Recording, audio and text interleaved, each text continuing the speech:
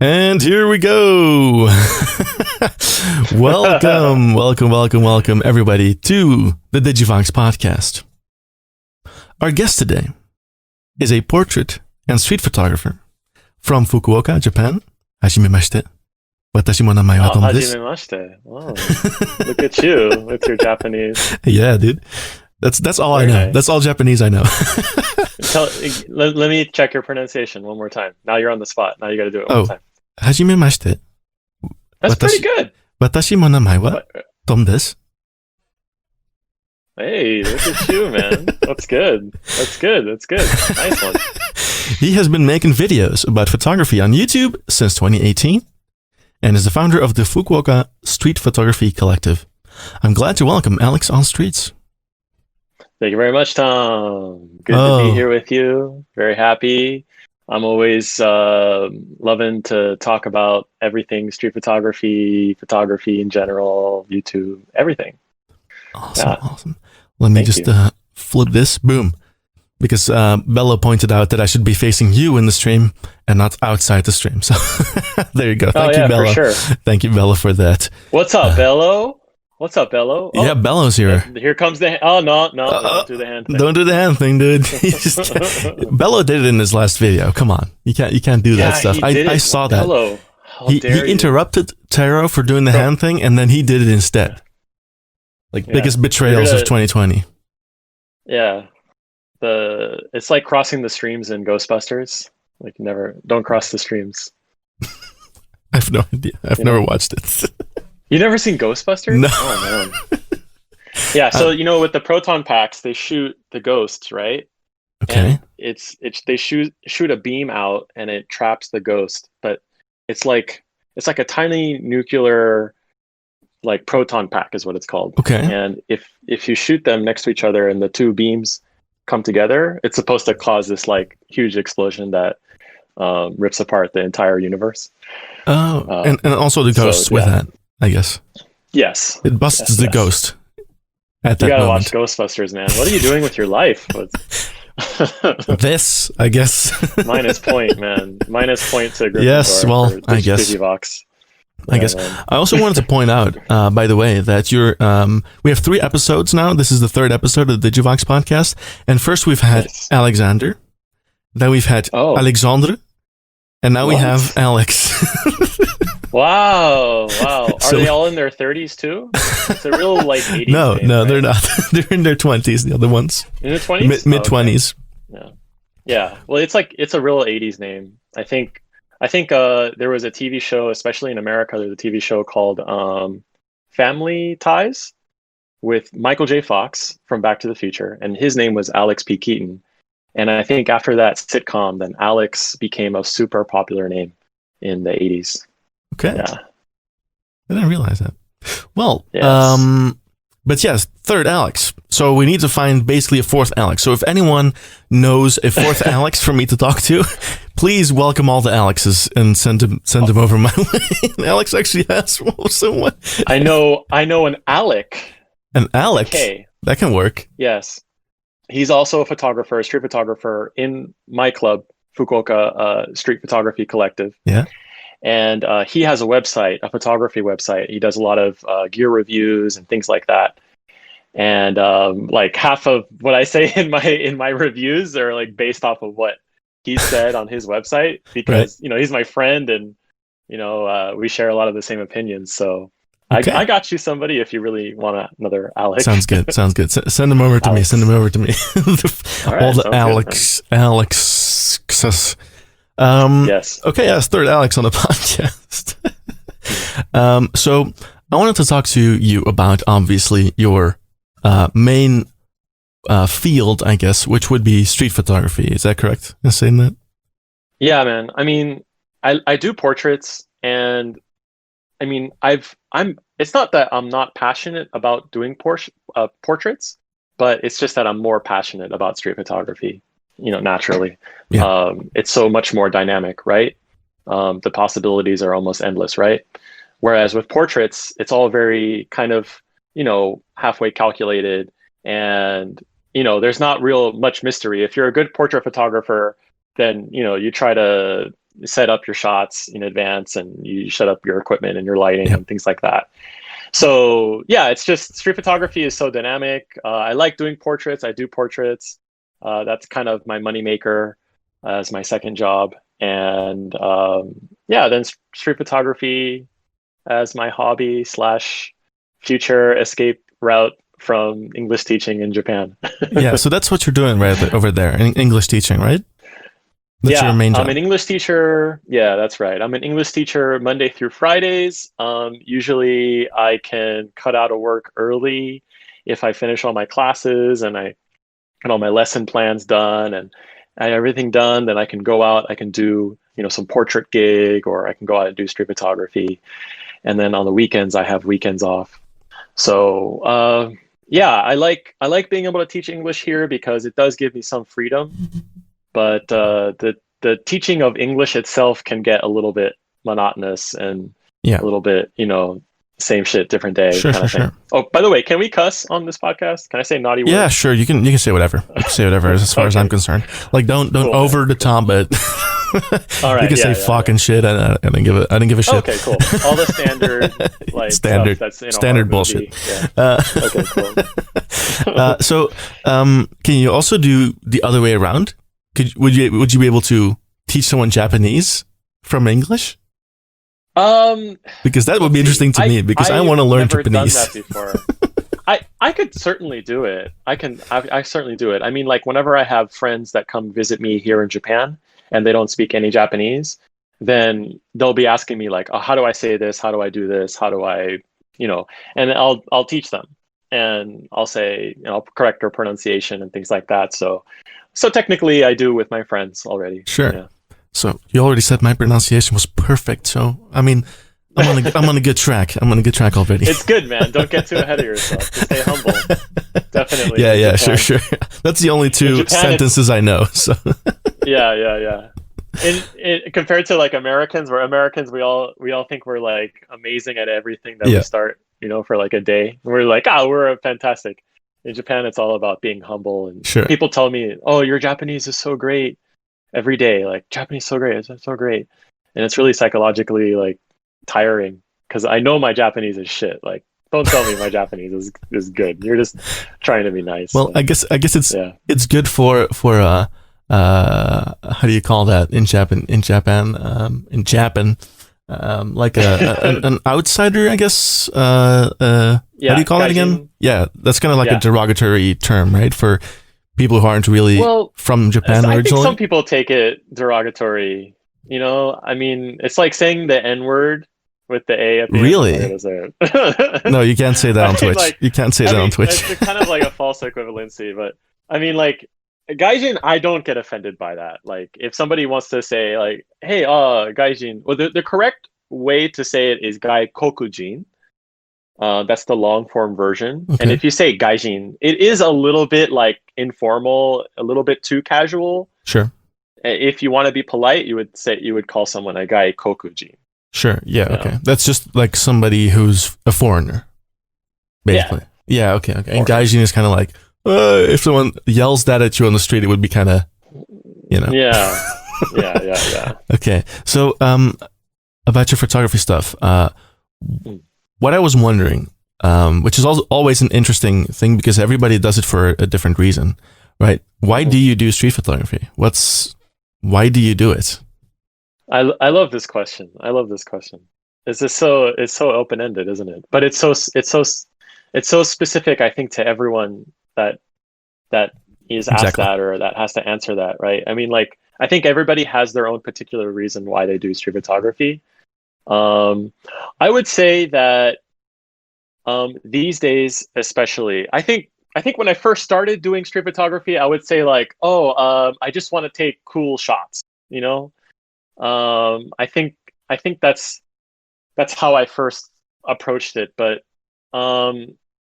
like as you start doing it, I think you start to learn more and more reasons why you like to do it. And these days, I really am convinced that I do street photography because I have a respect for the people in the city that I'm in. And I want to show that respect by documenting it, for the future, for myself, for my own, personal documenting, but for the city too as well. And I think especially when it comes to Japan, I think that Fukuoka, my city, is not documented well enough. We don't have that. I'm doing the Fukuoka Street Collective, club now, right? And I am on the search for street photographers here in my city all the time. And still, I want to meet more street photographers here, but I can't find so many. And so it kind of gives me even more reason that I should be out there. It gives me more legitimacy in my reasoning. Like, I'm out here to pay my respects to the city and to cover it, document it. So, yeah, that's Sure. the main reason. You're right. And so it's more of a, your focus is basically on the documentation of the city in current times. And that's also why you set up the collective to find more, or to kind of spark something in Fukuoka to get more street photography there, because I feel like that often in my city as well, where just in Belgium in general, street photography, there are some, but it's not that many people who are actually doing it. Mm-hmm. So as you're starting something yourself, so you're kind of sparking that initial spark that can grow into something bigger, right? And that's always nice to see someone taking that initiative. Is that just an impulse that you naturally had, or it basically came from the fact that you didn't see that many street photographers in Fukuoka, right? Yeah, I mean, I always was out doing a little bit of street photography here and there, but as time went on, I felt that sense of kind of loneliness and wow, am I really the only one out here? And I even told that to Samuel, to Lintaro, when he was out here with me, and we did that video together here. And he's asking me like, so what other street photographers do you know out here? And I'm like, honestly, I don't know any. And I feel like I'm the only one out here. I know there's more, but I feel like I'm the only one out here.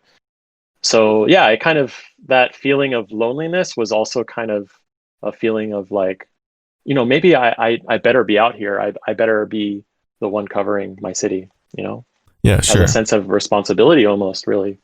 Yeah, because there weren't that many people doing it. So yeah, I love that. Mm-hmm. I love that sense of initiative that you have, because not a lot of people have that, obviously, to be like, okay, it's not, most people would just be like, okay, it's not a thing, so yeah, whatever, but you kind of want to spark something and spark a community in there. So I love that. I just absolutely respect and love that initiative that you have. Cool. And the passion that you have for it, obviously. So a kind of follow-up question from that is, it's kind of a hard question to answer, but everybody again has a different answer to this, and that is, how do you define street photography, and do you think it should be defined in some way? I think Sean Tucker made a video on this recently. You probably saw it, about just defining and kind of, well, you know what I mean. I think I saw the video. I think I've seen it, and I think even when Lintaro did the video with Sam too as well, then he was talking about himself as like, he doesn't view himself as a street photographer. But I think he was saying that because all the time he's getting criticism, people telling him, oh, you're not a real street photographer, which I think is totally unfair. Of course he's a street photographer. Who are these people that are saying that Sean Tucker is not a street photographer? This is so strange. No idea. So strange to me. Yeah. Obviously Sean Tucker has his own genre, and then there's different kinds of styles and things like that. I think that street photography is defined by the word itself, photography on the street. And, there's different styles and genres and things like that too. I think there is lines to be drawn, of course. If you're doing something that's really strictly a portrait that has been planned out in advance, and not somebody random on the street, then that, of course, is just a portrait on the street. And then, of course, there's like asking somebody on the street, and then you would say it's like a street portrait. I don't know if you get what I mean. Yeah, sure. Like, so you're portrait saying on the street portrait, okay. asking someone who you don't know versus asking someone that you do, or having somebody that you do know. I would say that the most pure, of course, definition for me of street photography would be candid street photography. Some people would say, oh no, you can't look into the camera's lens. You can't have people looking at the camera's lens. I don't agree with that. I think that someone looking into the camera, the lens of the camera is powerful.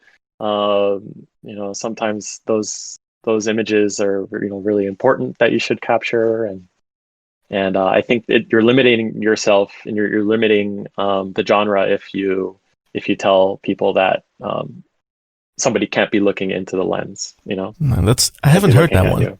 I haven't heard. Yeah, just a people couple looking times into the lens not being street photography. I haven't heard that one. Or not candid, not really candid enough. Well, of course it is. Of course, if someone spots you, like I've taken a portrait before, or a street photo before. It's been a long time, but it was basically someone coming out of an escalator, but he couldn't see me standing there. I was basically next to the escalator, and next to the escalator was kind of I guess here's the escalator, just going up the escalator, and I was next to it, but you couldn't see me on top of the escalator when he was coming up. Yeah. And there is kind of, because it was obstructed by a screen showing the train times, basically, right? And that was kind of reflective. So basically, he came up the staircase, and I was there snapping a picture of him and his reflection in the screen. And he just looked at me, because the first thing you do when you come up an escalator where you can't see anything, you just look around, right? So he just looks at me, looks straight into the lens. So I have him looking straight into the lens with a very genuine expression, just nothing, nothing posed or not even influenced by my being there. It was just a glance, it was very pure, like he was. And I got him and the reflection, so I got the kind of aesthetics there as well.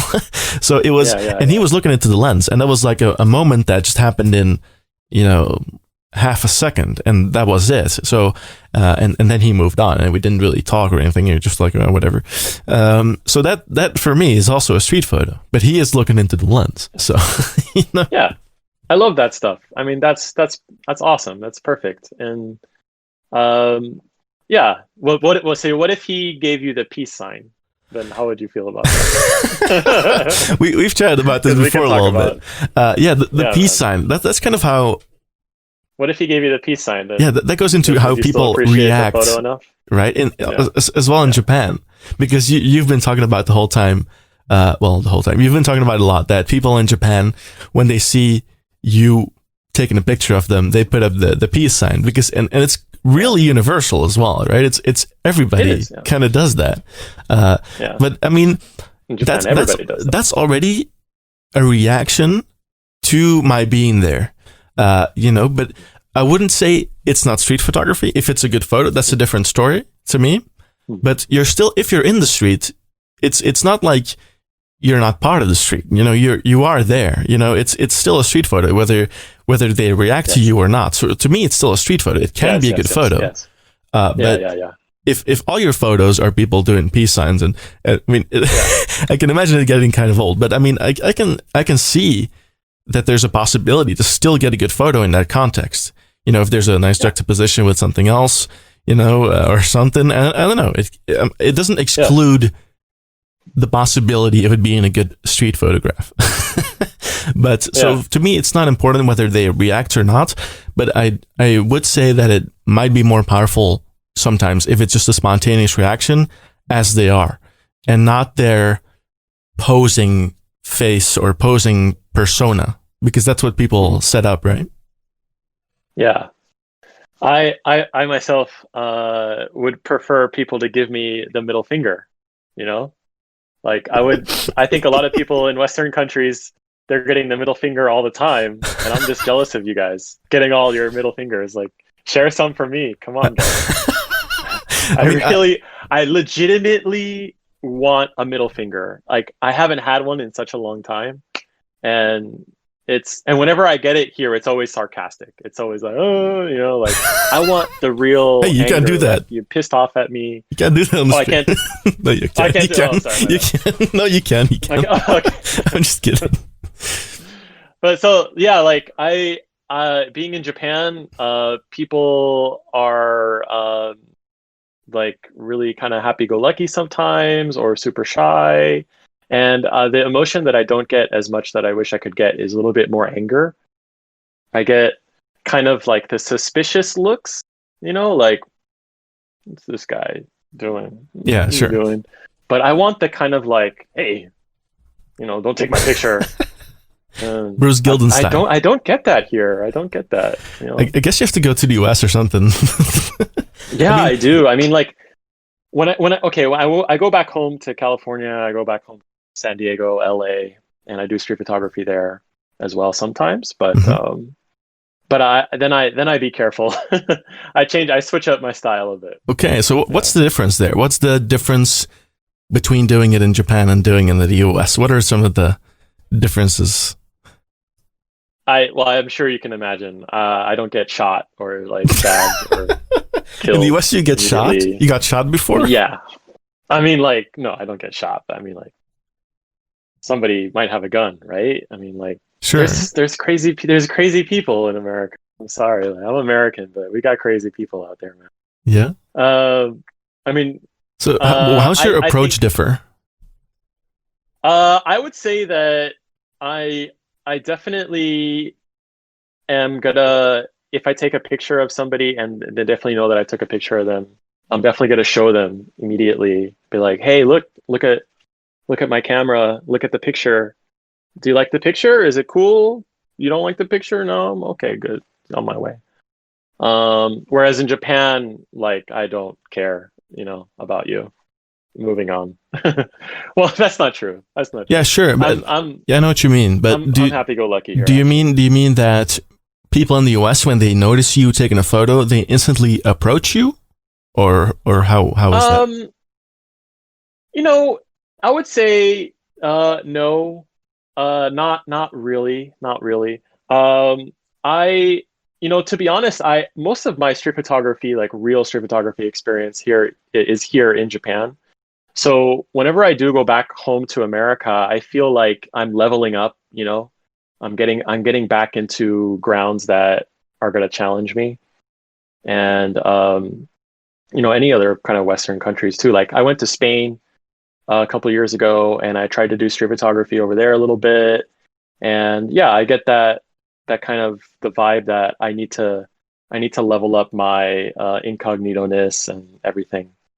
Yeah, because in Japan, people are really oblivious too. They really kind of get tunnel vision here, and they really kind of like they're in their own lane. And I would compare it to probably New York City too as well. They kind of they're really just like oblivious people sometimes. In America, we're always looking around our backs and like somebody watching me, somebody gonna steal my shit. So. Yeah, sure. Yeah. But I guess it's also like a cultural thing, right? Because I've never been in Japan, but I've watched documentaries and stuff. But I've noticed that I guess maybe a reason for that might be that people's jobs in Japan are like the top of the importance chain, I guess, or yes. At least very high. So I guess when they're on the street, often they would be going towards their job. They don't want to be late. They don't want to miss their train because that's the worst thing that can happen to them, right? Maybe that's a possible explanation for it, or am I thinking too narrowly? No, I think it's absolutely true, especially certain times of the day and things like that too as well. But even on the weekends, people just out having fun. You'd be surprised how much you can get away with here, compared to America. Yeah, sure. Yeah. Okay. Stanislav Anakin is saying in the chat, go take a walk at night in the Ginza area. Oh, yeah, for sure. What does he mean by that? Ginza is an area of Tokyo, and it's a really good area to take street photography. I personally enjoy Shinjuku. Shinjuku, I do enjoy Shinjuku, but there's a lot of hustlers there, that people that are gonna Yeah. hassle you, especially foreigners there Yeah. that are hustling to get you into Kabukicho, which is like the red light district kind of area, which is an awesome place to take street photos. But then you get the people hustling you to like come in their club and like check out the girls or whatever, Yeah. and that is annoying as shit. I've And seen that. actually, I got a story about that too, but should I tell it? Yeah, sure. Go ahead. Right. So I went into Kabukicho with one of my friends actually, and it was like my second night of being in there, and I was getting hassled like all the time. Like I don't know what it is. I have a very like hassle me kind of face about me or something, because like every street I was on, I was getting harassed by like, African foreigners like trying to, get me into their club and stuff like that, like that's just the truth. And it's like I was so tired of it. On the second night I told one of them, just F off, man, fuck off. And he got really mad and he got in my face and he's like, you don't tell me to fuck off, or I'm gonna go get the Yakuza and they're gonna fuck you up. And Jeez Christ. and yeah, I was getting in my face, and like other guys were like starting to surround me in the area and stuff, and normally I wouldn't get like that ticked off, but it's just aggravated over and over again, right? So Yeah, sure. After the 50th time, you kind of have enough of it. Yeah, man. Yeah, and so I told him like, I leveled with him too. I was like, I wasn't just like, oh, I'm sorry. I leveled with him like, hey, look, man, you guys have been hassling me all the time. I'm sick and tired of it. Like, stop talking to me, please. You understand what I'm saying? Like, I'm very sorry. I know you're doing your job out here. I know this is the only thing you can do. Stop talking to me, okay? Spread the word. And I told him, and he's just like, all right, I get it, cool. Because I think they have some sense of heart about what they're doing. Yeah, I've seen like a documentary about this. Well, there's basically this series. It's from Holland, and it's a guy that basically lets himself get scammed in other countries. So he goes to other countries and he has a story about someone getting scammed in a certain country. And basically, he goes to the exact same places that person went to try to get scammed himself in some way. Yeah, it's an awesome program. I saw another one of like this where he's got a fake phone, and the phone shocks you, like it's the iPhone and the bottom button. Yeah. And when you press the button, it gives you a small electrical shock. And he bought it online. It's like a prank phone or something like that. He wanted somebody to steal the phone, and it was in, I think, France or Italy. And nobody was stealing his phone. He was so mad. Yeah. So basically, in the program, he went to I can't remember the name of the red light district there. What is it called again? In Tokyo. In Tokyo, yeah. Oh yeah, Kabukicho. Yeah, Kabukicho. So he went into Kabukicho, and he basically also got hassled by people, and he joined them. And basically, there are some places that just take you in there, and then you have to go into an elevator. There's no stairs. You have to go into an elevator. You have to go upstairs, and instantly you're in the club. There's nobody there. The music starts playing for him because the music is off, and then he comes in, the music starts playing, and then suddenly there's girls coming up to him and trying to get him to go to the back room and stuff like that, they're ordering drinks on his tab, which are outrageously expensive, like 50 euros for like some alcoholic cocktail, and there's nothing even in it because he tastes it and he's like, there's nothing in there, is there? Yeah, and stuff like that, and there was even like another guy with him, and in one of them, and there was another guy with him, and he was trying to save him because he already had to give his father's credit card and stuff. He was like completely getting milked in there, in one of those places, and he tried to save him, and they got like really aggressive. He was like, "Come on, man, we have to leave here," and they got super aggressive. So I mean, that's just crazy. Like those places are man. We have in Fukuoka, where I was just there last night, actually.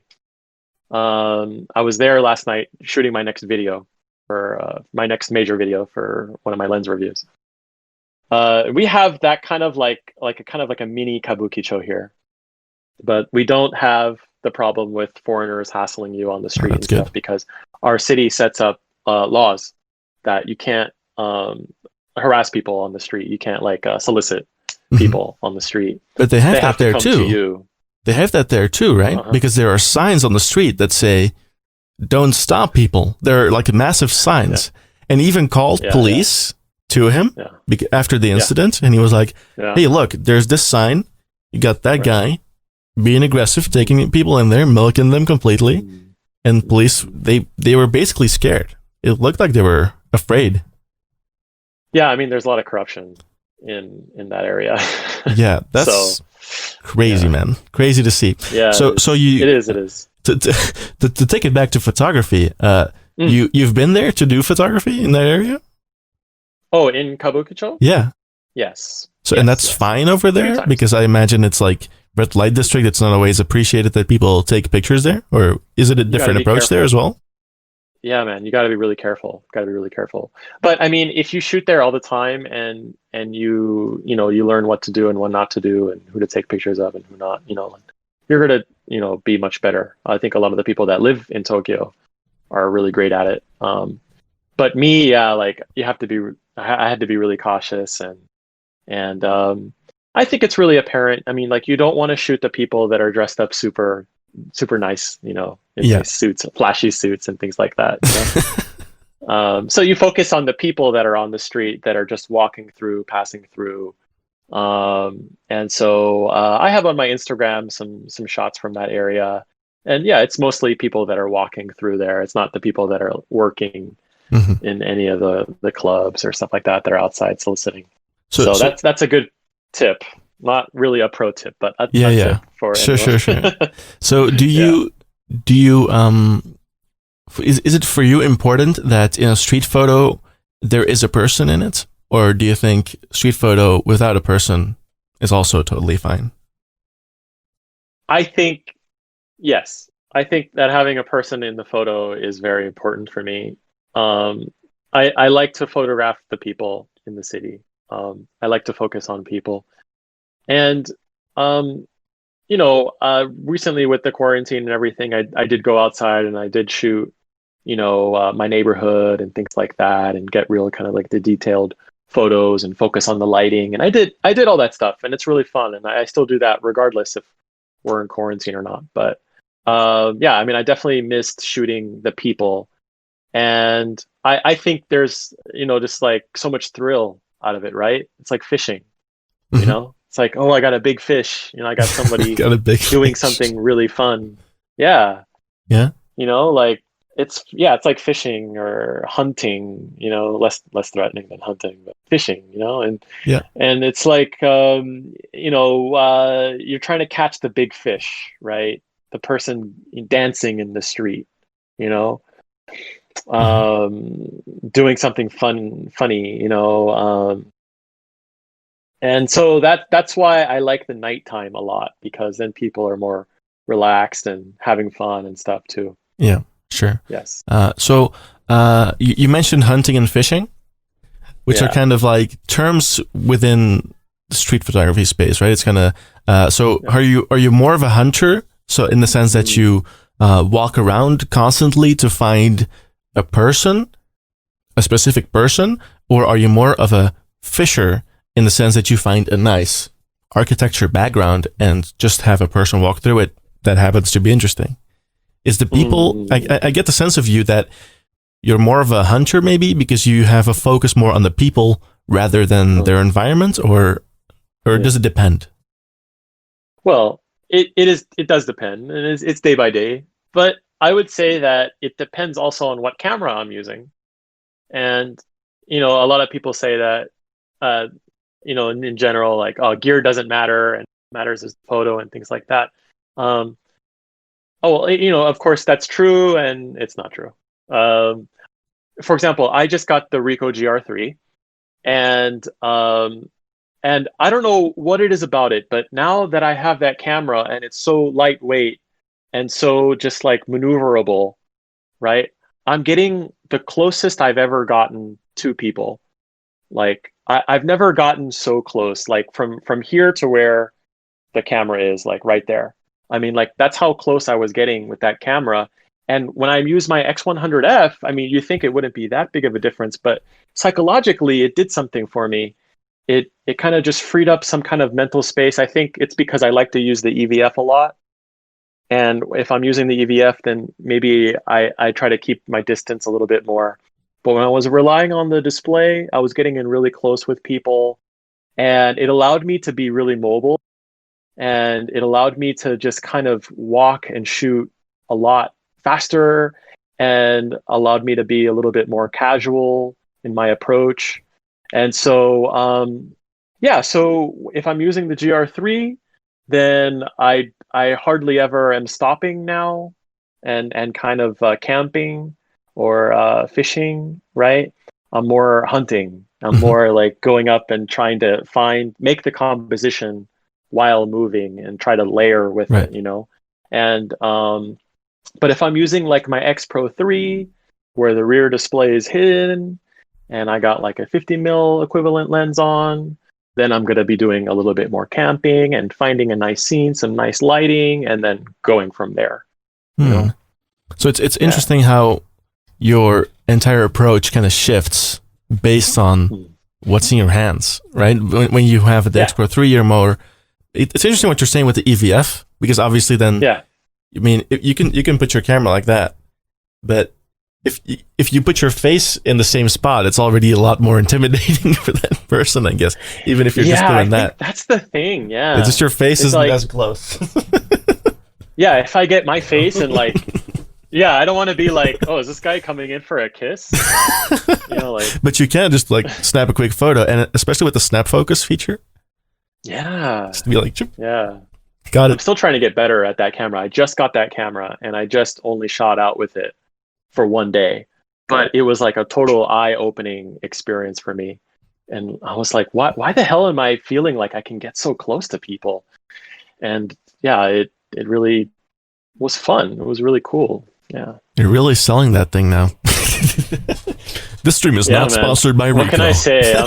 I'm a gear whore, you know? What can I say, man? I think a lot of people don't like to admit that they like gear, and it's fun to like gear, you know? Like I love gear. Do you? Okay, good. Gear is I'm in good hands. Yeah. I absolutely like. I probably started out liking photography because I liked the gear at first, and then I was like, what am I gonna do with it now? Yeah, right. It's like, all right, cool. It's got IBIS and 8K 60p, and all right. What am I gonna shoot? Now what do I do?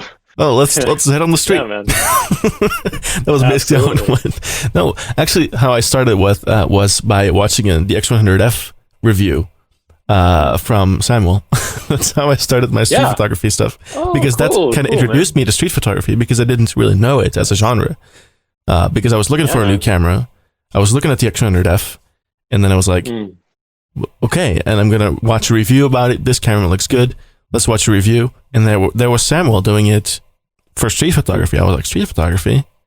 I didn't even know what it was. And that kind of introduced me to it, and that's how I started buying that camera. And then I was like, okay, I'm going to post a photo on Instagram every day. And I did that for about a year. And that's how it all began for me. Yeah.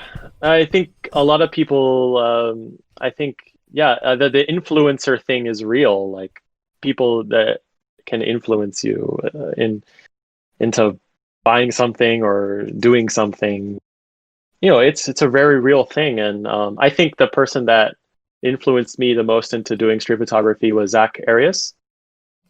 I didn't know. And Zach Arias was doing a lot of promotional ads for Fujifilm when the X Pro 1 was coming out.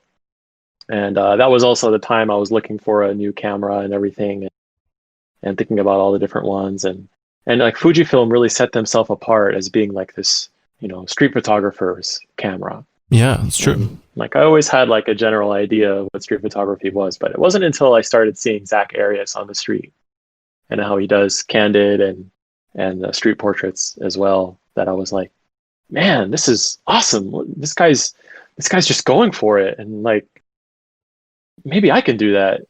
I got a downtown San Diego over here. Sure. Nobody's gonna stab me too much over there. Maybe I can do that.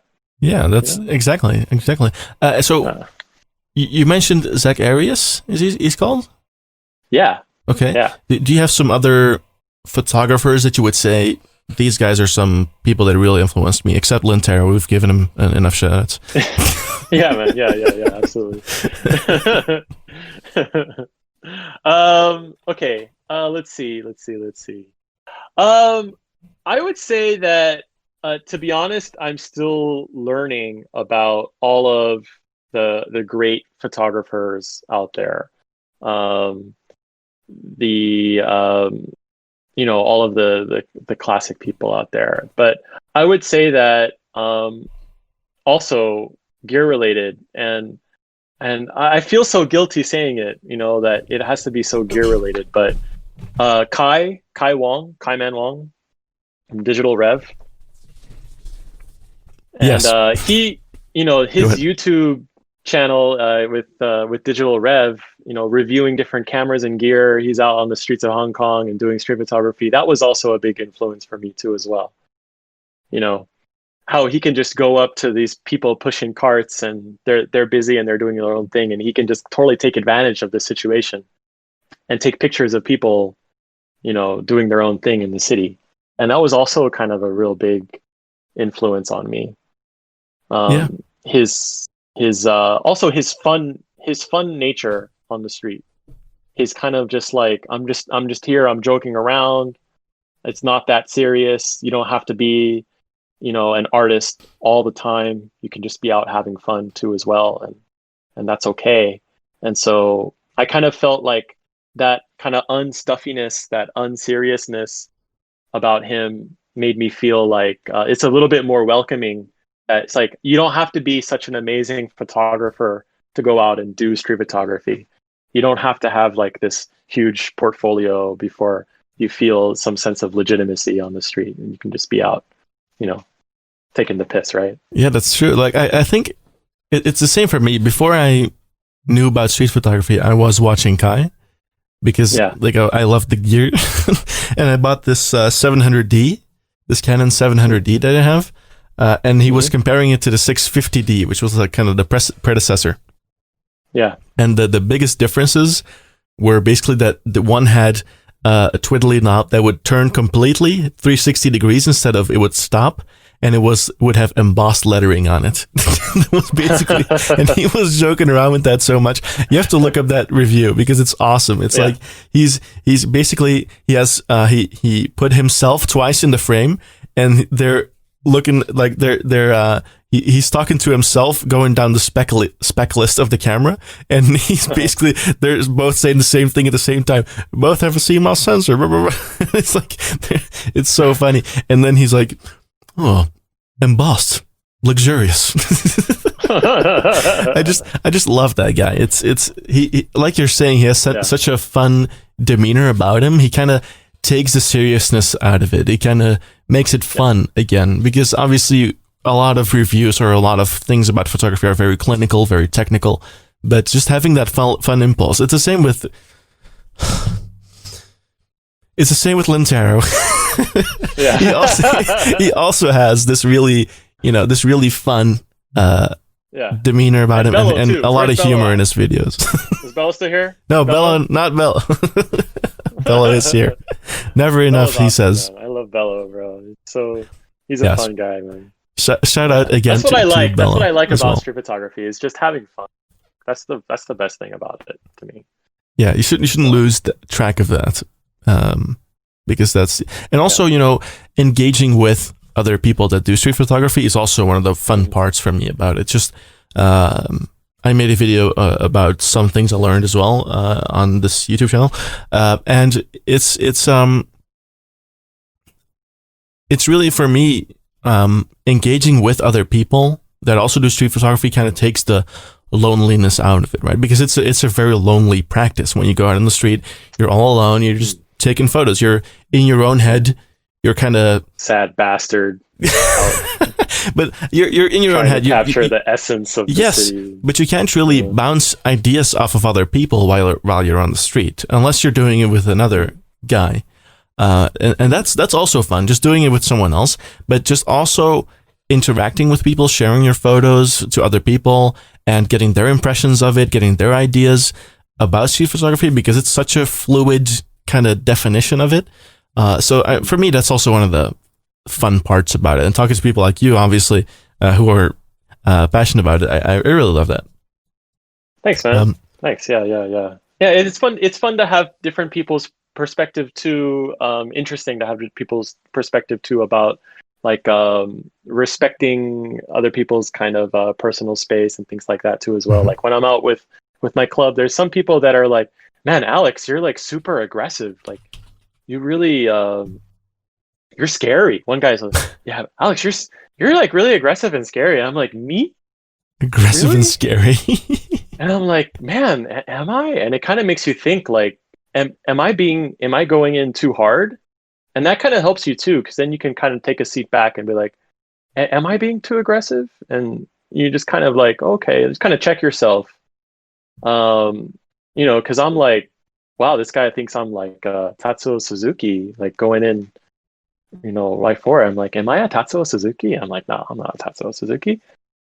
No disrespect to Tatsuo Suzuki. Tatsuo Suzuki is an absolute legend. I love him. Mm-hmm. But and he does his thing where he goes really close to people and gets in there really close, and I think that's really cool that he can be that brave. So yeah, I liked having people around, kind of check me and put me in my place a little bit if I'm being too forward. Mm-hmm. And because I do care about that stuff too, like I don't want to be rude, I don't want to be an asshole, Mm-hmm. yeah, and I guess that counts for everywhere, right? It's not only in Japan. In Japan there's just kind of different rules maybe, but everywhere I think there is, especially this year or last year with the whole Tatsuo Suzuki thing, there's been a lot of talk about ethics in street photography as well, where you're just basically on the street taking or grabbing that photo for yourself.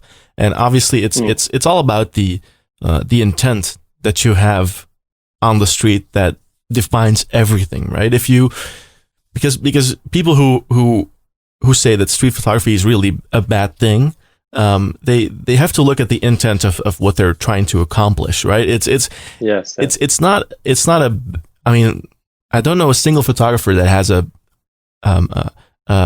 like a bad reason for taking photos on the street. It's because they either, like you said, respect their city, they respect the people, they want to show them, they want to give them a stage, they want to make art that resonates with people, that people can look at, and it's really powerful. I mean, these are not, in my opinion, bad reasons to be a street photographer, right? So is there any point for you where you would say it's going from okay to not okay? Where's that boundary for you? I definitely when you're taking advantage of somebody, and I would define taking advantage of somebody as somebody is in a really negative social situation, like where they're out in the public and it's hard. Like they're homeless people. That's a taboo, I think, for all street photographers, right? Is like that's like one of the unwritten rules, right? Is like you don't shoot homeless people, unless they're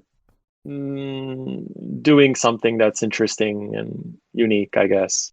Mm-hmm. Then I think it's okay, right? I think, but you just don't want to capture somebody in a really bad place, like I know what you mean. They're really hurting. What if you it's again something about intent, right? If your only intent is to take a photo of that person while they're down and out, just because you find it interesting that someone is down and out, I think that's the wrong intent. But if there's this YouTube channel online, I forgot the name, unfortunately, but it's super. I think it's Danae and someone. And Andrew, the YouTubers. Danae and Andrew, yes, they're always talking about doing good with your camera, Oh yeah, yes, right? And I think that's very powerful. yes. Because if you It's a great see, idea. It's yeah, super nice. exactly. Yeah. And if you see someone on the street who is down and out, Hmm. I think your first priority should be, how is this person doing? Can I do? Think to yourself, can I do anything for this person, right? And if you, Yeah, man. by taking a photo of him, put him in a spotlight and say, look at this issue, look what's happening here. And if you actually talk to him afterwards, for example, you say, okay, look, I took this picture of you. How, what do you think about that? And is there anything I can do for you? To even giving him something to eat, maybe, just if you take his picture, just like talk to him. If that's what you want to focus on, I'm not saying you should always, you're obliged to focus on that, but if that's something that resonates with you and interests you, I think your first priority should be, how can I help this person by taking this picture of him? If they're disadvantaged, you have the responsibility, I think, in some way, if that interests you, to help this person forward in some way with your camera, right? And I think that does make it okay. If you kind of put a story there, or just anything that can help this person, right? Yeah, that's absolutely 100% or 100% agree. And I think that also, if you were to take a picture of somebody that's homeless and that's part of a greater project that you have, a greater kind of body of work where you're covering the homelessness problem in like LA or something, and you make that into like a book or something, and that book raises awareness, then I think that's a very legitimate and very altruistic, altruistic endeavor. It is, yeah. I mean, that's doing good with your camera, and there's people like that everywhere, obviously, but they're kind of they're not in society, right? So I think there's a lot of good that can be done with your camera, and I think that's also it's kind of like a personal photojournalism thing that everyone can basically do, right? And anyone can jump into that. Anyone that has the time and the investment to do that, anyone can do that. It's photojournalism, and you can also help people forward. You can volunteer in to help, like in a homeless center or something. You can do that, and you can help them out, and also in between talk to people and take their portrait and share that and make that into a book. Make stories. That's a way to make stories, and it can start from a street photo. Like street photography can open so many things because it has so much in common with photojournalism, right? And I think that's something that I've been looking for, to basically give meaning or give purpose to the photos that I'm taking. Because like you said in the very beginning, the first reason you set out to take photos was, I want to take nice photos. But there's so many more things that we could potentially do if we have the time and all that to do good with our camera. And I think that's, it's man. You know what I mean? I've been kind of rambling, sorry about that, but no, it's totally great. I think on that note, like, have you seen, of course, what's happening in America right now, the news recently? Oh man, I think it's I don't want to get too political, obviously, but it is 200% fucked from all sides possible, from every angle. It is really, like, from every angle that you look at it, it's completely fucked. Like, it's horrible, man. I'm born and halfway raised in LA, all Southern California. I'm also from Miami, Florida. So I'm kind of a city boy. And I've grown up with all different kinds of races and types of people. I'm Cuban American, I'm Hispanic and everything. So whenever I hear about like kind of like the injustices and the people that have been wronged by what's happening with the police and the brutality, I really don't like it. I really hate it. And being stuck out here in Japan, and I can't go cover that situation. I can't go be a photojournalist during those riots. It's disappointing to me because I want to be able to be there to document what's going on and to be part of that situation, and not be violent, and break shit, No? but What do you mean? no. I'm angry about the situation, and that poor man was killed just brutally, just for no reason, and that is so angering to me, and to see my country in such a bad situation right now, just daily, with that kind of stuff. And being here in Japan, and I don't get to interact with other Americans all the time. The only thing that I have is social media, the news on the internet and everything. So it makes me like really aggravated to see these news stories, because I'm in my own little bubble out here in Japan. And, I know what you mean. Yeah, I wish I could be covering that stuff out there. The problem that I often give some have more purpose to my photography. Sure. The problem that I often have with these kind of things is that I'm always trying to look at all the sides possible in a conflict. If I see something happening, and how should I say this? It's always when these kind of sensational stories pop up, especially in news, they're always from either side showing the most extreme perspective that they can, and it's the biggest headlines and the biggest thing, and it's the biggest because they make money from doing that, right? Exactly. They it's have all an about incentive. the money in the end. They have an incentive to do that. So it's always the most extreme opinions that go to the surface. But I'm always missing so much information. What was happening? It's so weird because I've been in I was going to be a police officer at one point here in Belgium. Oh, really? Yes, but that didn't happen for reasons. But that was the plan to do that, because I have a lot of respect for police forces. Just yes, because my cousin is a cop, a police officer in Miami, and we always have little discussions back and forth about his job and things like that. So I'm sorry, continue. Yeah, sure. But I have a lot of respect for them in the end, and every time I see people chanting things like fuck the police and stuff like that, I'm always thinking like, whoa, these people are, or should be at least, there to make sure that you're safe. If they're not there, there's no boundaries, and just the society breaks down. They're kind of It doesn't help. It doesn't help to say fuck the police. No, it's not productive. It doesn't help to. It's either it's absolutely unproductive. But I can believe that there is a certain claim to say, okay, there is a lot of racism in certain police forces in the US. I can totally believe that. It doesn't come out of nowhere.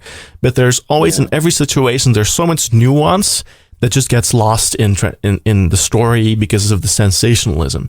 And it's very hard for me to get totally out of my mind angry about something when I don't even know 80 or 90% of the story.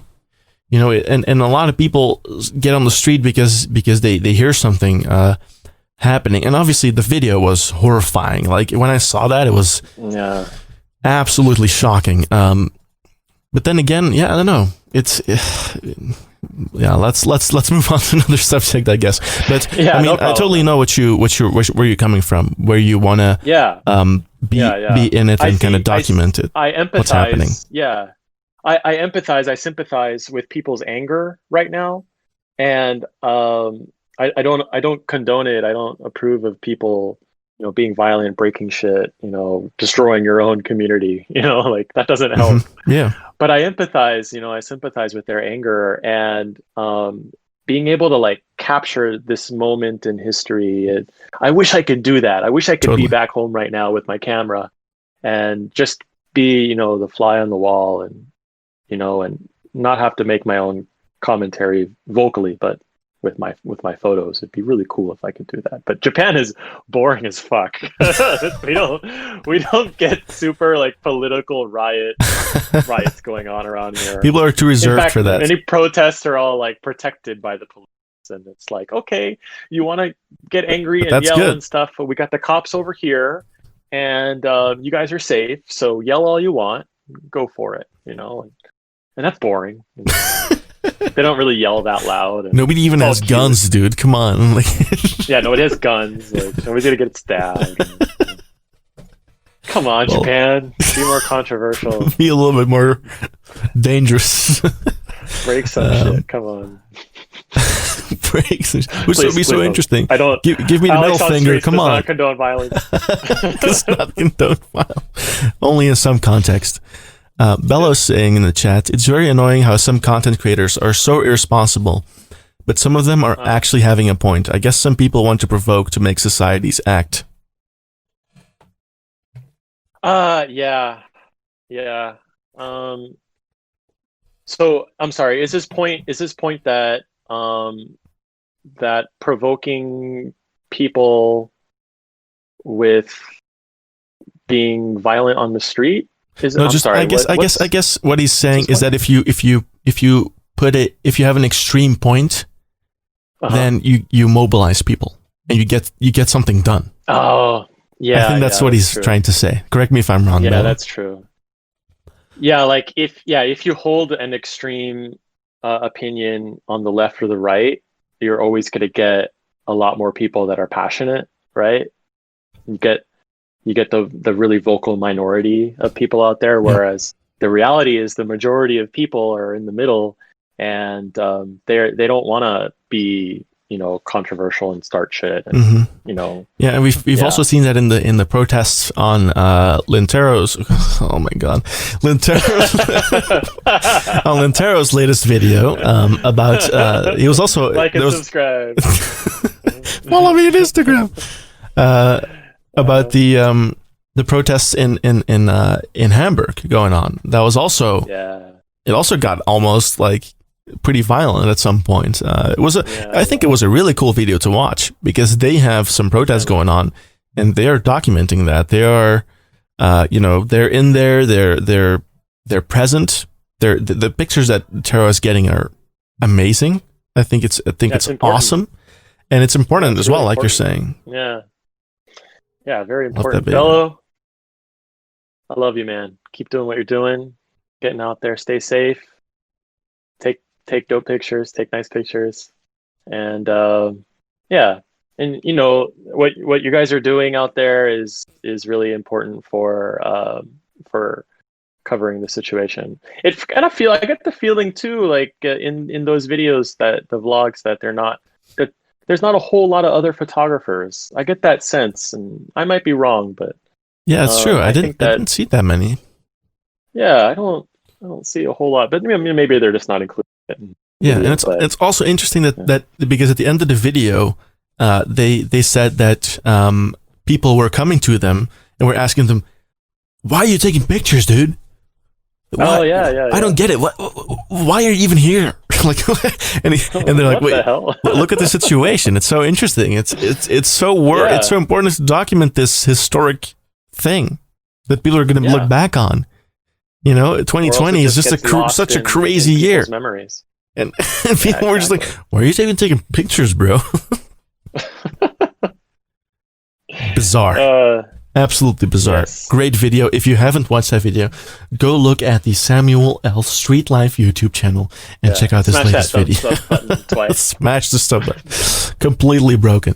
Man, that's it's good stuff. That's good stuff. Yes. I had some questions written down, but first I want to ask you: is there any questions so far that I should have asked but didn't? Let's see. I got a stray hair going on here. It's annoying. Okay. What about that straight hair? Stray hair. Straight. It's like poking up, man. Fucking the shit out of me. Well, the people on Spotify won't see that, so. No, it's not over, Bella. We're going. But it's just an in between question that I want to ask. Yeah, man. Let's see. I want to know. Let's see. I want to know about your background more, and and why did you? Okay, you said that you just liked gear and stuff like that, but okay, what's your favorite genre of photography? My favorite genre. Wow, that's yeah. Do you what other kind of what other kind of photos do you shoot? What other kind of genres are you into right now? Well, because I'm trying to get into landscapes a little bit, and it seems like difficult and time consuming. mm-hmm. But right I'm wondering, now, do you do that? Yeah. Well, not really. I don't really shoot landscape. Well, only when I'm on vacation, because here in Belgium, well, it's flat. It's completely. It's the flattest country ever. It's like Holland. It's so flat. Yeah.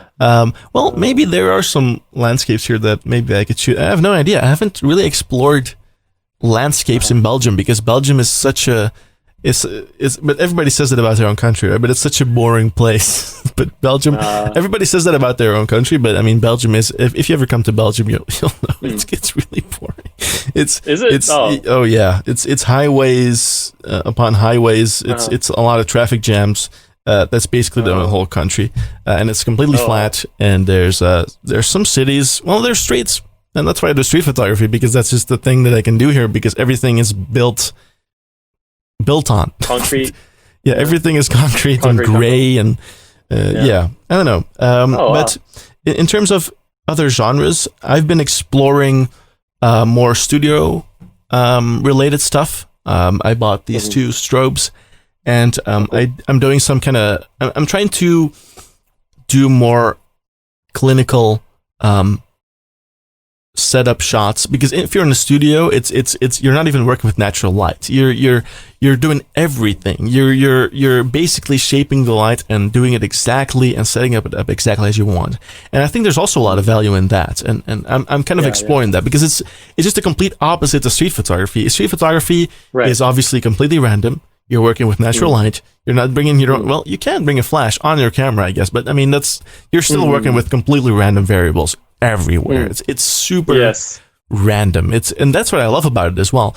But then again, about the studio stuff, that's what I like about it as well. Just having the possibility to completely shape my light in every way that I want and seeing those results. Ultimate control. Yeah. Exactly. And that's just a completely different part of the spectrum.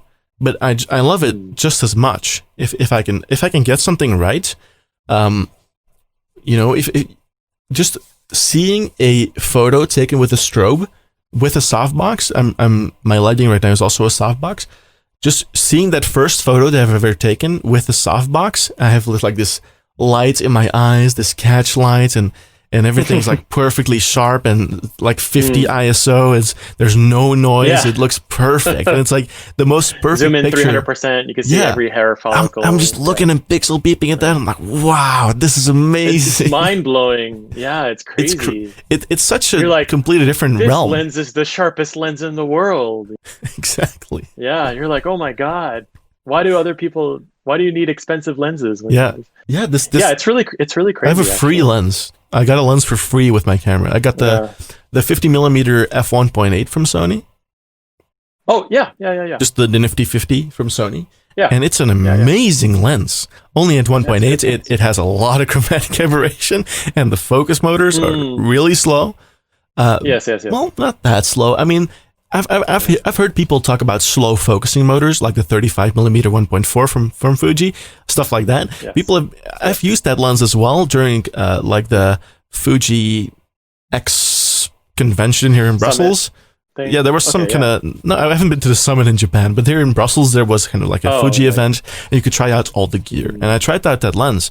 I'm like, okay, it's not super fast, but I mean it's totally workable, right? If people talk about slow autofocus, usually it's totally fine. And also on the Sony cameras, obviously the autofocus on that, the track and the eye tracking is just great. So it's crazy. So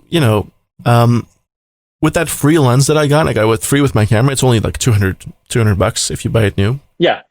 But I mean, if you stop it down to like f4, it's infinitely sharp. It's like G Master sharp. It is insane, sharp, but it's super simple optic as well. But I mean, especially in studio, that's just super fun, man. Just shaping light, doing different kind of things. So I've been doing portraits, but there's one specific photographer that really influenced me a lot, or that's a point where I want to get to. Yes. In terms of style, and that's Stefan van Vleteren, who's a Belgian photographer, and I'll show some of his pictures on the stream. Yes. I think this is definitely worth showing. Stefan I've been to his exposition. Let's see. Boom. So this is his website. He's called Stefan van Vleteren. I'm not sure if you can read that, but yes. All right. And just this photo as well. This photo at the top. This is his hand, and this is a cable release. What? What's going on here? It's blowing my mind, man. He's in the water, and this is the cable of the cable release of his camera. It's okay. He's not taking the actual photo he is of him, is he? He is. That's his that's his hand. Cable release. Yeah, he's using the cable release to take this picture. That's nuts. Insane photographer. That's really cool. And he's been recently doing Corona walks, and he has this really awesome dark style that I really love.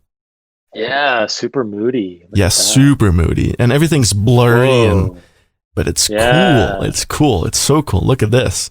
That's cool. That's good. Like he has a very distinct style. I haven't nailed that perfect shutter speed, where you get that just amount of blurriness that it's not a shitty photo. It's actually like one fourth of a second or something. Maybe half a second.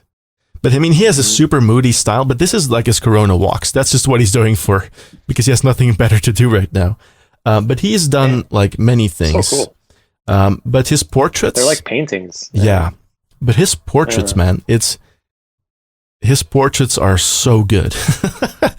Like this is Stromae. This is a Belgian music artist. This is a Belgian actor. Yeah. Just his style with that background as well. It's just, look at that, man. This is amazing. It's fantastic. Love that. You got the teardrop. How do you even perfect spot interact with a person to get to this point? Yeah. I wonder. It's kind of it's one image. It kind of tells a story. Yeah, you're wondering why she. That one image. Yeah. You're wondering why I love is she this crying? One. Oh, that's great. Look at that lighting, man. Amazing look. Sorry for the people on Spotify that can't watch, but watch Stefan van Vleteren's. I'll put it in the show description so you can check out his website.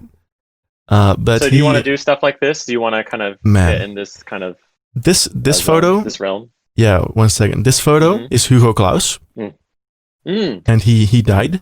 He's a writer, and he basically had this photo with his eyes open, but he also had this photo with him with his eyes closed.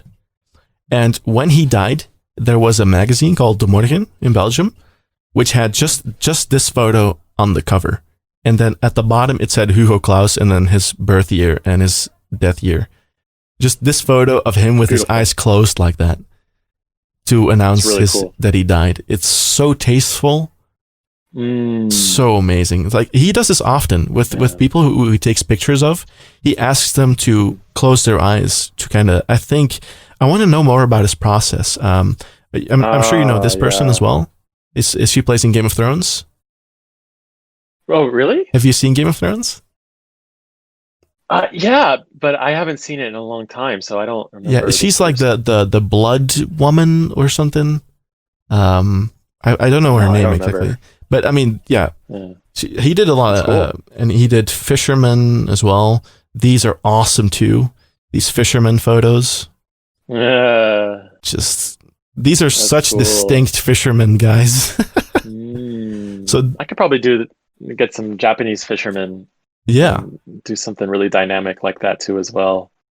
Like I can send you the link to his website. It's all really worth checking out. He does stuff like this as well. This is a very famous photo of him.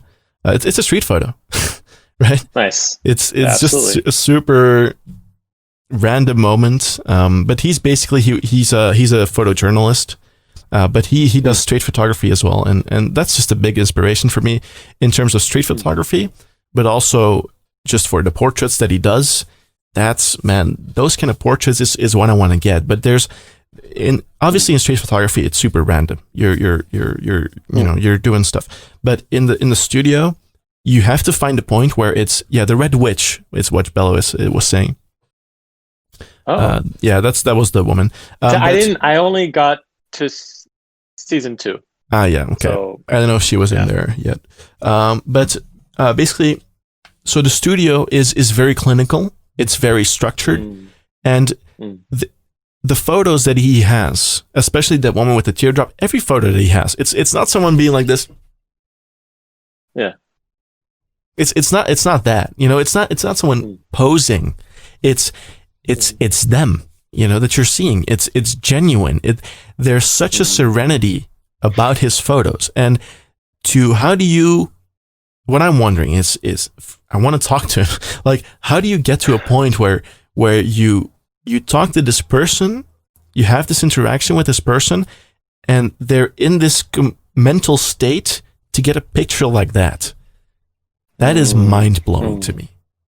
How do you do that from a clinical, technical thing, go straight to a core of a person's being? Yeah. I would imagine that it's easier to accomplish with an older person. I would imagine the older you are, the more life experiences you have to kind of pluck at, from someone.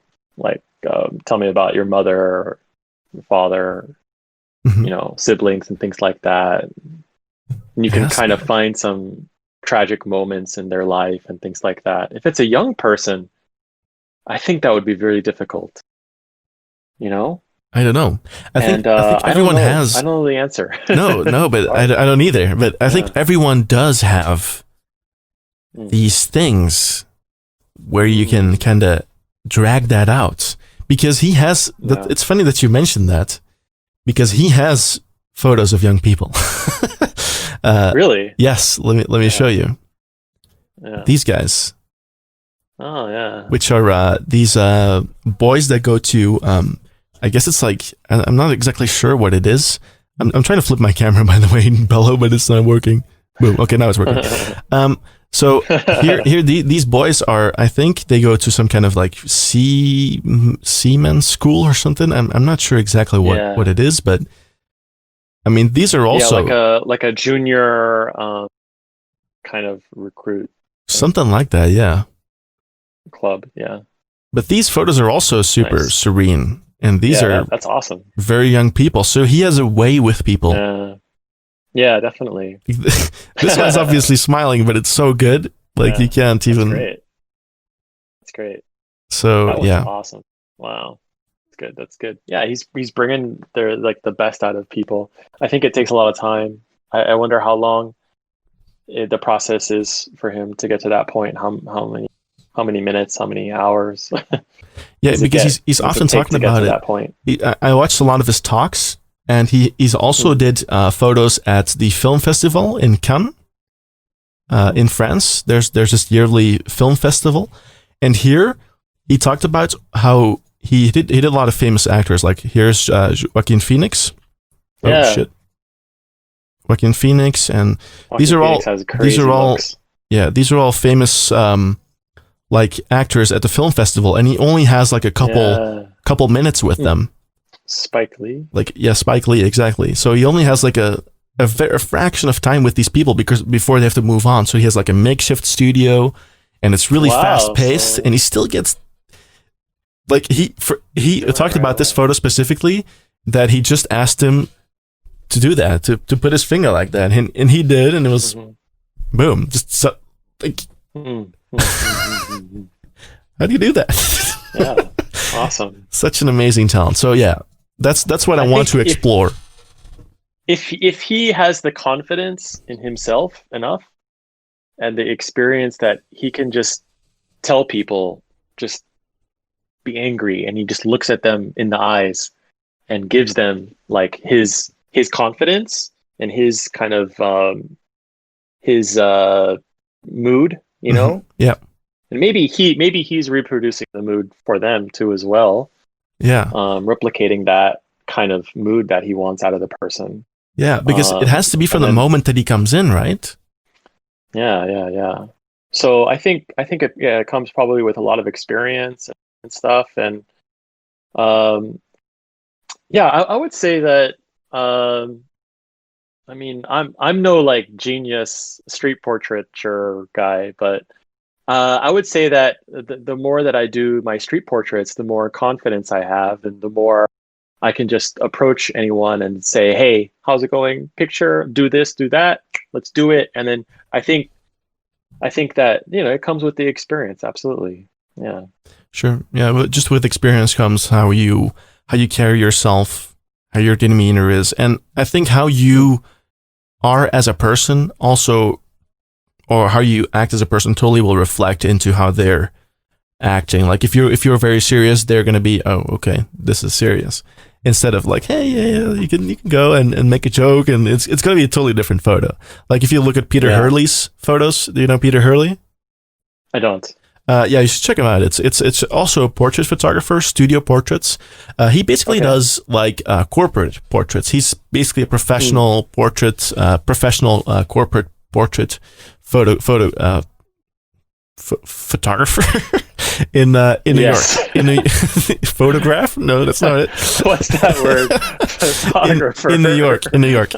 And Yeah. he has a very fun style as well. Peter Hurley. He also has a lot of Uh-huh. videos on YouTube on f-stoppers and stuff. Do you know f-stoppers? Yeah.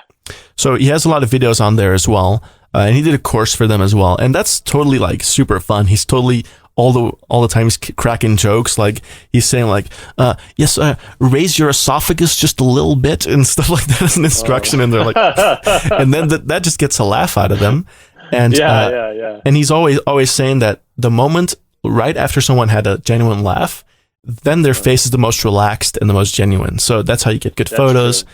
And stuff like that. Bello is saying in the chat. Why didn't your left nostril? Yeah, exactly. Stuff like that he's saying. What? Yeah. he's saying stuff like that the whole time. Yeah. And it's super funny to watch. Yeah. Bella's saying in the chat, what's the word for someone who takes photos? Photo taker. Yeah, photo taker. Photo taker. That works. Photo man.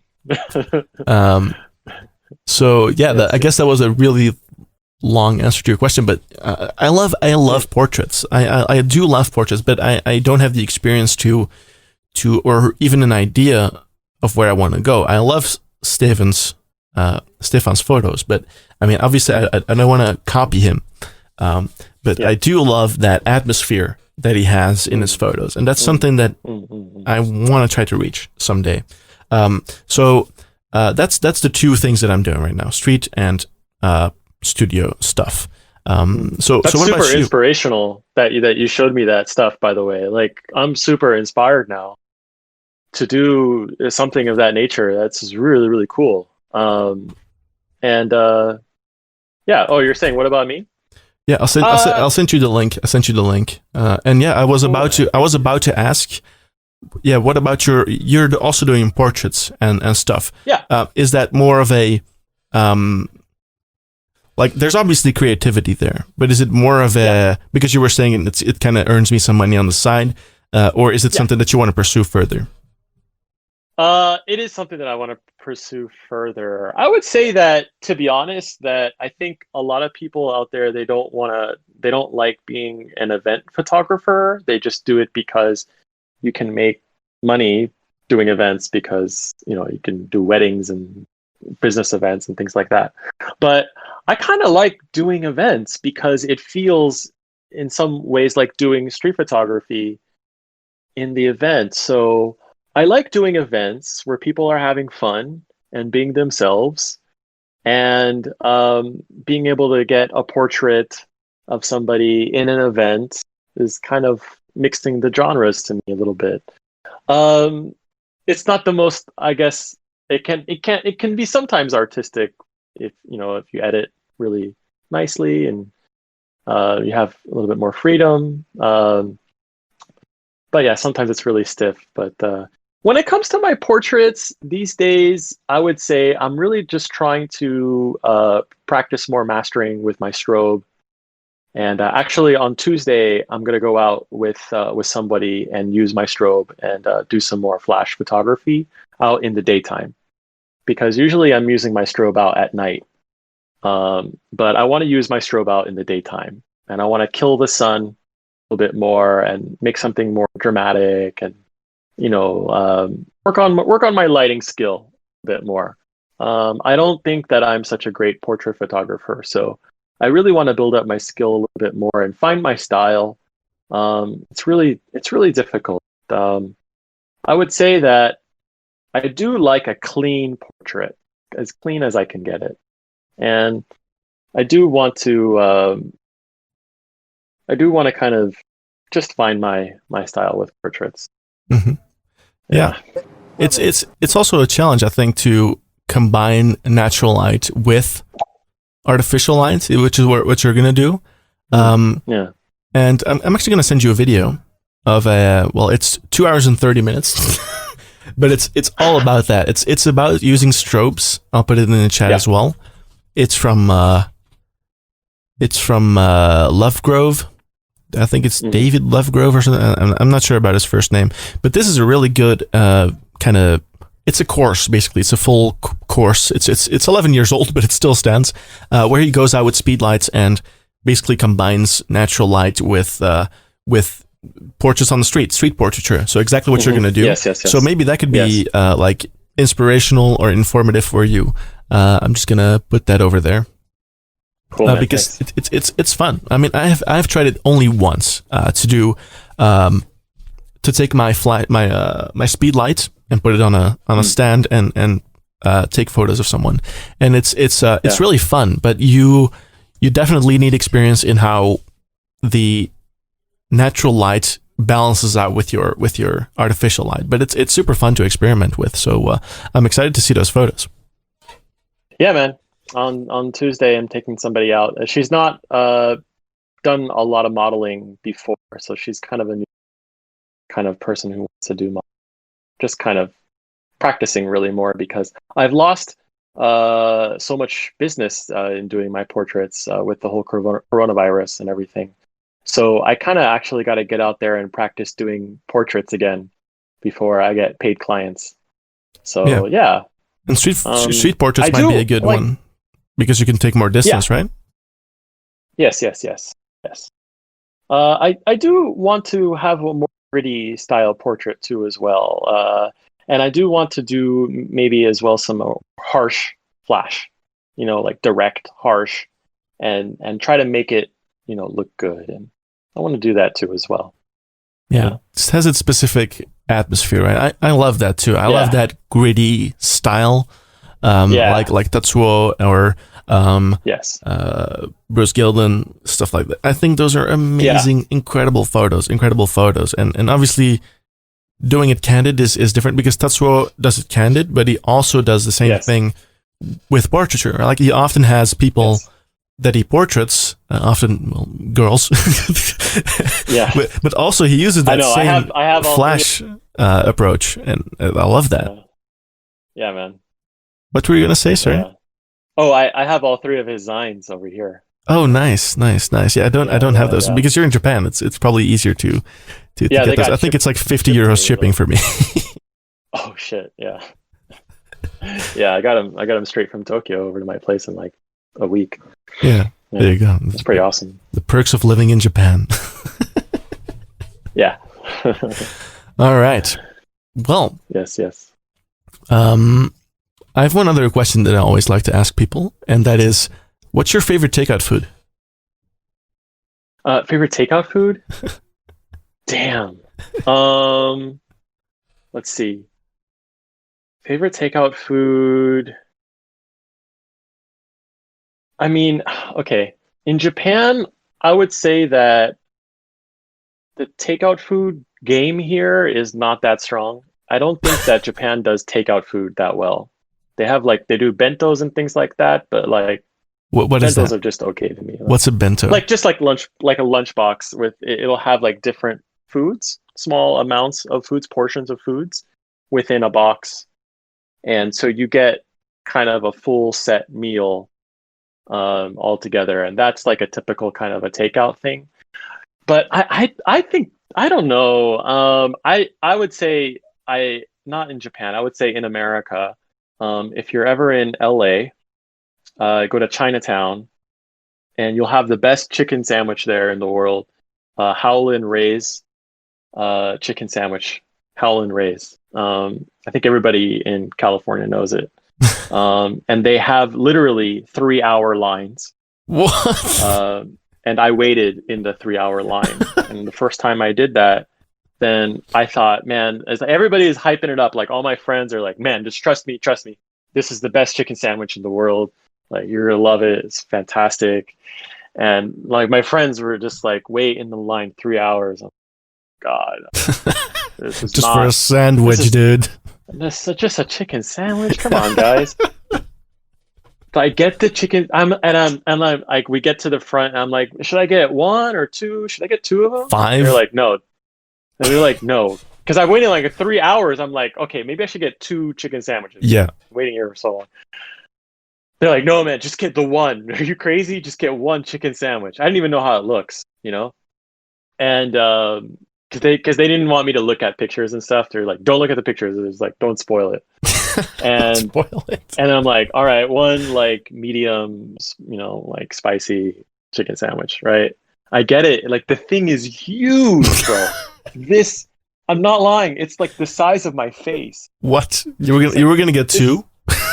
Yeah, they're like laughing at me. I'm like, bro, I can't get 2. Like, this is 1 is like it's crazy portion, and like the chicken is like, it's fried chicken. It's like sticking out of the bun. It's like so big, It's like it's coming out of the shell, and it's like, bro.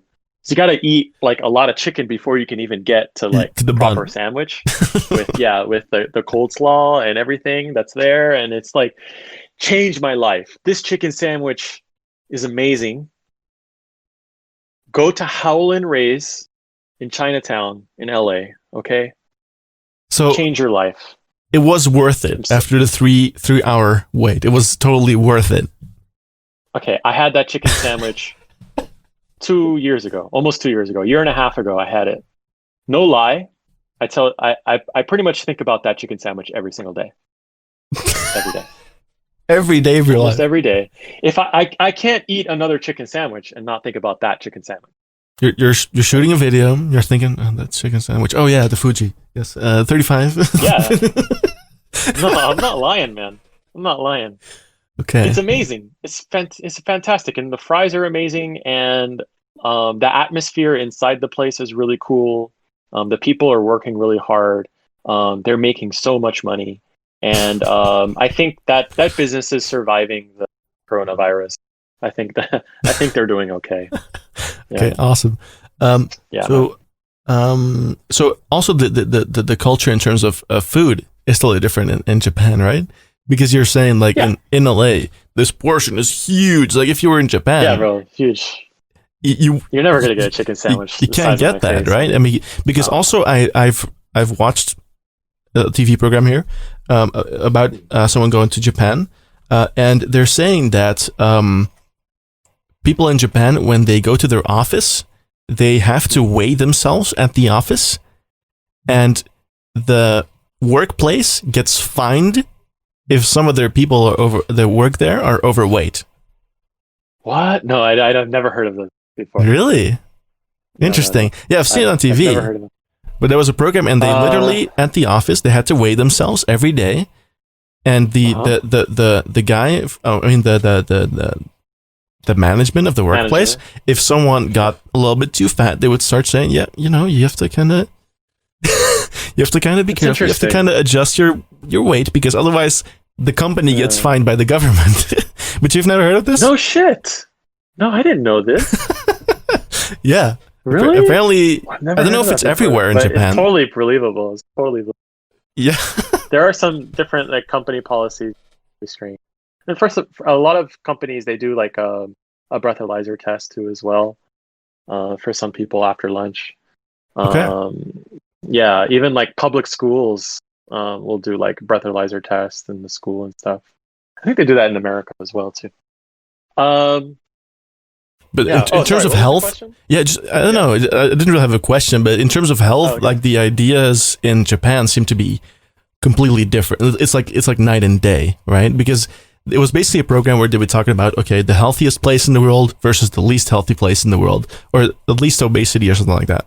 And then they went to Japan. It's like the least obesity in the world in Japan.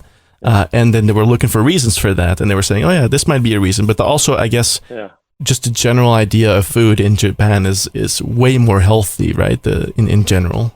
See, or not really. That's a thing that that I think is changing, and I think that like the kind of the healthy food kind of reputation in Japan, I think is really rapidly changing here, and a lot more fat. You see a lot more fat people these days. So I think that the statistics on that are going to change pretty soon. Oh, and okay. I think that really in general, like Japanese people just have high metabolism. Right. Honest. Okay. And yeah, because I mean, like my wife, like for example, she has been the same weight, the same like body, like basic structure, like since I met her, and like I've known her for 12 years now. Sure. And she eats as much as, and like I just keep getting fatter and fatter. Like what's going on with her? Japanese genes. She doesn't work out. She works in the office and all that stuff. So Japanese people just have good genes, Bram. Have good genes. I mean, like in general. I mean, but like there's places where you have fried chicken bowls, and it's just like 8 karaage, what they call it, fried chicken, like ball kind of things, like little things, like chicken nuggets, but like huge and more delicious. Right. Just on top of a huge amount of rice that's also got curry, and it's like mind blowing. And the people just like scarf it down, and I'm like, wow, like that's even more portion than a lot of places in America. So I think that Japan is getting fatter. Okay, that's good to know. Yeah, so yes. I was also wondering, I don't want to get too personal, obviously, but you got your connection to Japan through your wife, right? Meeting your wife. Yeah. She's Japanese, right? So my wife's Japanese. Yeah. How was that transition? Because I guess you moved from San Diego to Fukuoka, and I don't know, did you know Japanese before, or how did that transition go? That it must have been a culture shock for you. Yes and no. So long story short, this is my second stint in Japan, not my first. Okay. So I actually lived in Japan for 2 years prior in Nagasaki. And that's where I went to school over there on the American military base. Oh, I see. Okay. You were in the military. Yes, because my father was. Okay. Yes. I see. So, I was in college. I was 20 years old, right, in San Diego at university over there in California.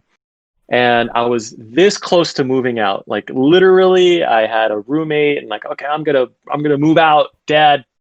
Fuck this place. I'm done with this.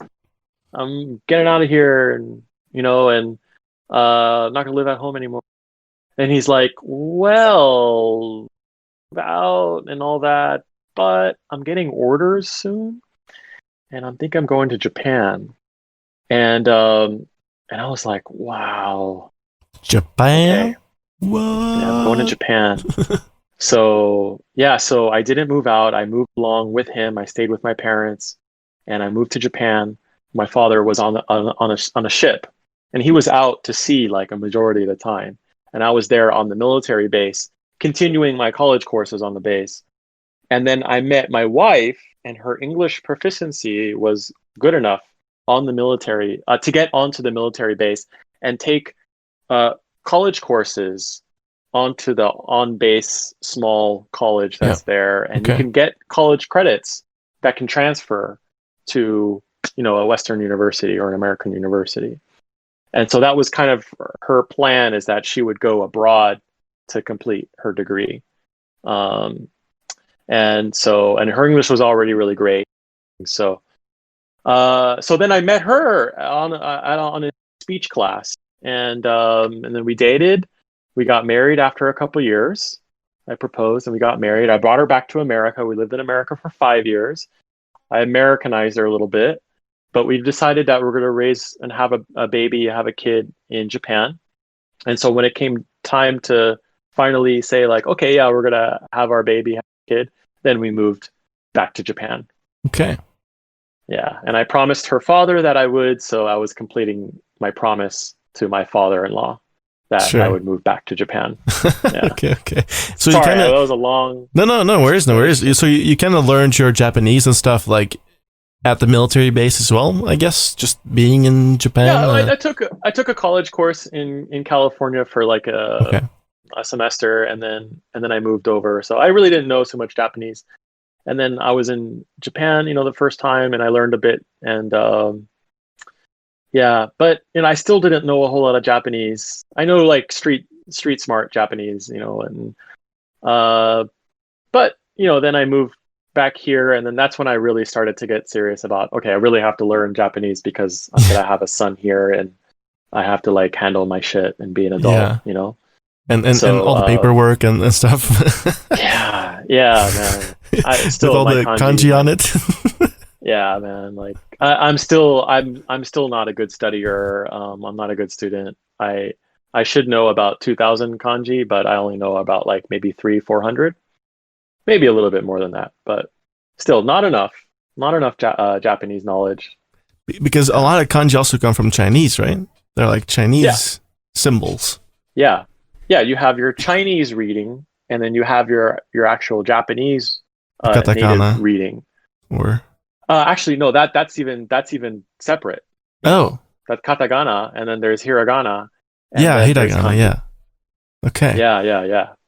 And so you have to learn so many alphabets. Yeah, it's crazy, bro. It's crazy. So you really get discouraged with learning Japanese right away. And I kind of like the best tip that I have for anybody that's learning Japanese is to actually do the hard stuff first. Just jump in full on to kanji. Like don't even mess around for years learning like hiragana. No, of course hiragana. Learn hiragana, learn katakana, learn kanji. I would say learn writing and reading first. And don't be like me where I learned speaking and listening first. Because speaking and listening, I think that speaking Japanese is not that hard. Mm-hmm. I don't think it's that difficult to actually produce the sounds. And because they actually have, in my opinion, they have less sounds. Yeah. Ma, English. Wa, shi, chi, stuff like that. It's the syllables are not that complicated. Yeah, I know what you mean. Exactly. Kawasaki, like that's not hard to say. Kawasaki, right? Or like Honda, like that's not hard. Yeah. So don't even focus on like, oh man, I have to have the most perfect pronunciation right away, and I have to know what this person's saying right away. Like that stuff will come in time, and that stuff is the easiest to me. That you don't even study that. Like that'll just happen. Like I bullshit my way through life, and that just happens, right? It's just like like everybody. Like, my life, I bullshit my way through this country. Reading and writing is the serious shit. Jump right into it. Don't fuck around, and just do it, man. Yeah, just do it. Alrighty, yo. I think we will wrap it up in a little bit. Cool. Did you have any other things that you were like, we can't miss out on this? Like and subscribe, Alex on the Street. Yes. Any shout outs? Smash that thumbs down button twice if you really hated my videos.